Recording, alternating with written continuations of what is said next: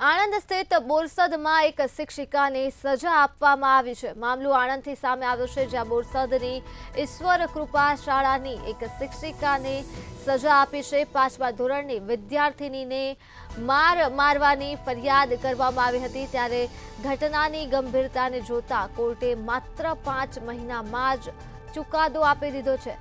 શિક્ષિકાને 1 વર્ષની કેદ અને ₹1 લાખનો દંડ ફટકારવામાં આવ્યો છે। જો દંડ ના ભરે તો વધુ 2 મહિનાની જેલનો આદેશ કરાયો છે। હા, હાલનો ઇન્ટરવ્યૂ આપવાનો હેતુ માત્ર એટલો જ છે કે ગુજરાતનો આ પ્રથમ બનાવ હશે કે જેમાં શાળામાં ખાસ કરીને ગ્રામ્ય વિસ્તારોમાં બાળકોને મારવામાં આવતો હોય છે। માધ્યમિક શિક્ષણ બોર્ડ દ્વારા નોટિફિકેશનનું પાલન પણ થતું નથી। ખાસ કરીને બોરસદ ગ્રામ્ય વિસ્તાર હોય, જ્યારે બાળકને મારવામાં આવે ત્યારે વાલીઓ ફરિયાદ કરતા પણ ડરતા હોય છે।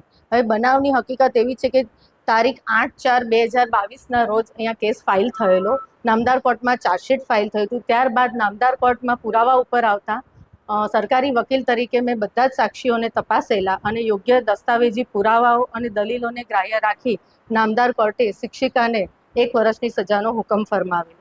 આ ઇન્ટરવ્યુથી માત્ર ગુજરાત માધ્યમિક શિક્ષણ બોર્ડ દ્વારા જે ગાઈડલાઈન આપવામાં આવે છે તેનું પાલન થતું નથી।